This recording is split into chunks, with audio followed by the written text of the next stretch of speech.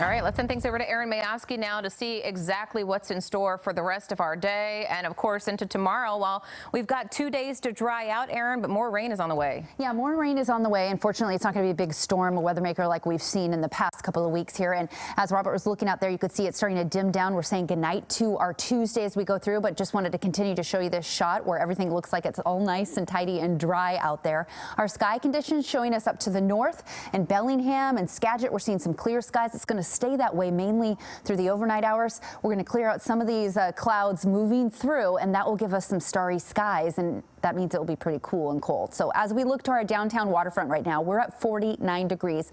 A little bit cool out there. We've got the winds out of the northeast, making it feel even just that much cooler, a slight edge to those temperatures. And here's a look at the region from the North Sound all the way up across the Canadian border. Hello to viewers in Vancouver, BC, 45 degrees, 48 for Victoria, 47 on the Northwest Washington coast, for Forks. We've got almost 50 degrees for Seattle, and we do have 50 at Hoquiam. You jump over east of the Cascades, and we're seeing those temperatures very similar in the low to mid 40s until you jump to Spokane at 34. Coeur d'Alene, Idaho, you're at freezing right now.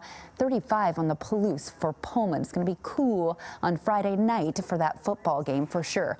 Okay, so here's our situation with the live Doppler radar out there. We've been watching those showers just dissipate. This morning we had a bigger convergence zone set up to the north, and you can see just a few small showers connecting up with I-5 and I-90 as we go through, and those showers are really falling apart over the mountain areas. The big situation with our alert continuing mainly for the North Sound, western Skagit and western Whatcom counties. We've been just talking about that. We saw our reporters up there all day dealing with just the aftermath of everything that's going through with this flood situation, and we are keeping the flood warnings up. It is in effect for some time now. It's going to take days to recuperate from all the floodwaters that moved in, especially through these couple of counties. We're watching the Snohomish River, and of course in Mason County, the Skykomish River. So the floodwaters are receding. That's what we do want to tell you, and we've been monitoring those as we continue to look at our monitor and see where we are. We're on the downhill slide now, but it's going to take some time. You can see this is Wednesday afternoon when we finally get into the minor flood stage, and then we finally dissipate and move out and get back to a traditional, more normal forecast. That's the Nooksack, the Skagit River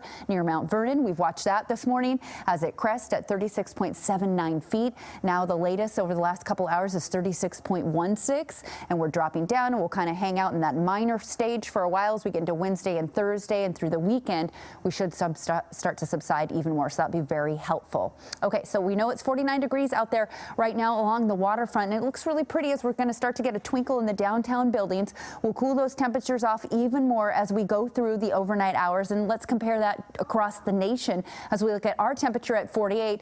Pretty cool in Boston as you head to the East Coast on the opposite side of the universe here for us, but 74 in Miami. You track through Texas, Dallas, and Houston, mid 70s, almost 80 in Phoenix, and as we look to Los Angeles, just down the west coast, we're seeing 60 degrees, so the warmth is to the south.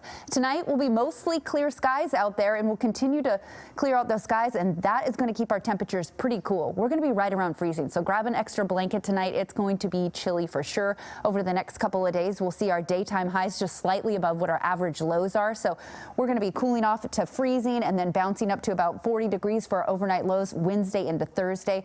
Mostly dry. Some of the rain's going to come our way as we push through on our Thursday midday, so we've got a bit of high pressure helping us out for the next couple of days. And as we look through those skies, you can see tonight, overnight, a little bit of cloud cover pushes in, but let's ride it right through as we get into just about our Thursday mid-morning. And you can see it takes a little bit of time to get there as we go through, but we start to see the leading edge of that, and that's where we're going to see some more showers introduced. It's not going to be quite as heavy as we've seen over the last couple of days, but if you need to track that, you can always go to Fox 13 and download our weather app. That is very helpful for you as well. But just a quick peek at our temperature trend as we run through. Like I said, it's going to be cold on the Palouse, but temperatures, guys, topping out in the mid 40s.